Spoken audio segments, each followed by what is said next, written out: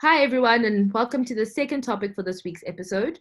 So, this week we saw an array of tweets, retweets, articles, basically speaking to parents' concerns, frustrations, and I guess a lack of understanding Yeah, insofar as their continued obligations to pay school fees during this lockdown period. I absolutely. don't know, really, if you saw this particular schedule that was speaking to a phasing and approach that also provided for tentative dates that was also making its rounds. Yeah, I did see it, but it also doesn't pertain to me because my kids are at daycare. So I did see Mm. it during the rounds, but I do understand that the Minister of Education is still going to address all the relevant stakeholders this week. So we await all the key points. As you know, that from the 1st of May, it's level 4. So each ministry is going to then break down what level 4 means for all of us as South African citizens. So back to the topic Yeah. realities and talking about the school and the parents. So there is a law of contract between that governs the relationship between the school and the parent, and the contractual provision which speaks to a supervening event which causes the total or partial impossibility of performance from either one or both of the parties as a result of an event that was reasonably out of the parties' control or reasonably unforeseeable. Unforeseeable as COVID-19. What's more unforeseeable than COVID? And out of your control, unforeseeable and out of our control. Yeah, you sneeze and COVID. Yeah. So I think like we're really gonna go into. We've been getting a lot of questions about this. And we're going to go into the detail, and also Mm. as parents, it pertains to us and it's very close to us. So yeah, what does supervening impossibility mean in a contract? Supervening impossibility, in layman's terms, is the COVID-19. It is the lockdown. It is a force majeure event. Yeah, And our biggest advice is that parents and schools need to ascertain, and as quickly as possible, what their rights and what their contractual obligations are during this time.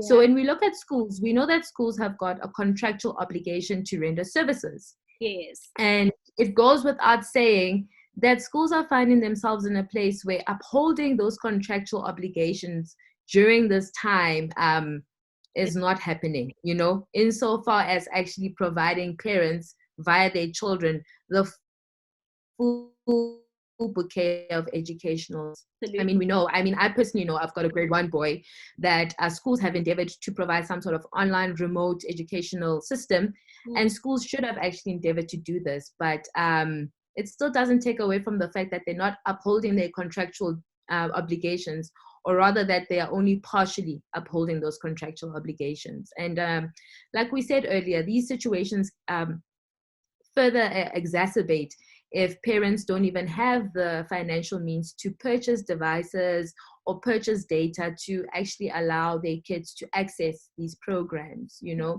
But with that said, parents, this is no one's fault. It's neither your fault that this is happening. It's neither the school's fault that this is happening. And I'd also just, ask parents to also keep in mind, especially in terms of private schools, that these schools also do have their separate contractual obligations for the timeliest payments of the payment of the, Yeah, the teachers' salaries, staff members' salaries, utility bills, and whatnot. And in terms of our government schools, they still have to also pay all their non-21 obligations. absolutely. So I mean, the answer is not a simple one. It is complicated in that we can't give you a simple yes, but there is a duty on the parents to contractually perform. Yeah. So the Mm. inability of the schools to render the full bouquet of services in terms of the contract as a result of force majeure can't be used as a reason for the parent who has the ability to continue to pay the school fees as a reason for you to not pay.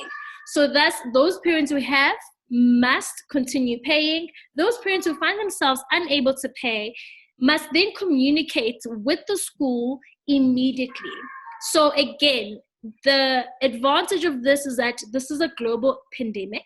So everyone is understanding of what is going on right now and the financial implications that everybody is experiencing in anything that happens in our daily lives. So it is true that this lockdown has had a negative economic impact on all of us and our finances as parents, but the business owners, such as schools, providing the essential services, are also in a tough time and also have to still pay to the utilities that you mentioned. I think that's a very important point that you're making. And just to reiterate it, all those parents that find themselves unable to pay for school fees during this time need to communicate and let their relevant schools know of this inability as soon as the situation arises.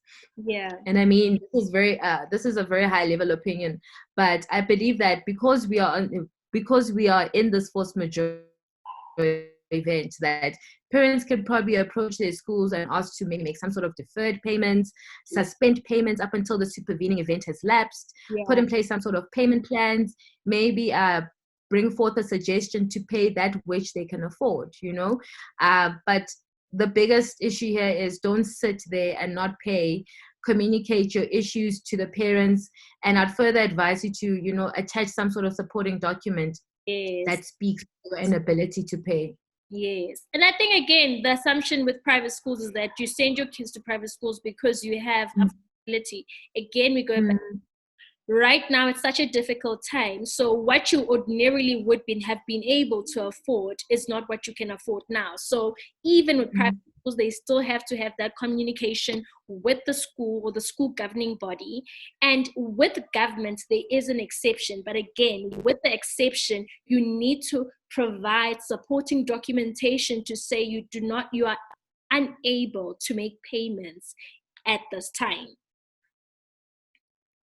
But a very important point as well when we speak of the government. I saw a lot of tweets coming from parents basically tweeting relevant stakeholders in the government, asking them maybe for government to issue some sort of directive to schools, stipulating that schools should maybe reduce school fees during this time or suspend school fees completely.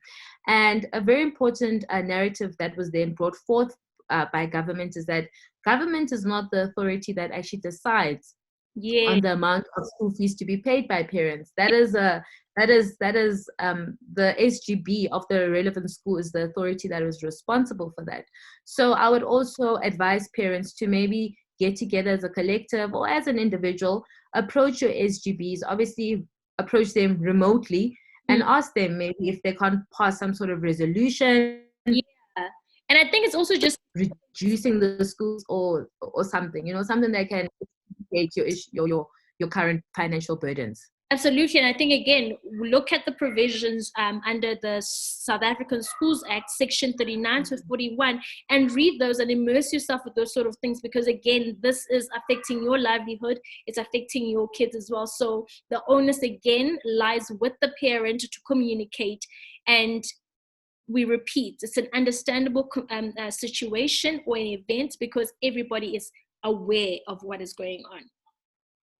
Yes, and with that said, thank you so much for joining us. We hope this topic could at least provide some sort of clarity insofar as being able to navigate your way, especially if you're finding yourself under so much strain financially, so much financial strain, during this time. And so again, remember to stay social media savvy, tech savvy. We still learning how to be tech savvy, but we hope that you give us more content in the coming week. See you next week. Thank you so much. Bye-bye.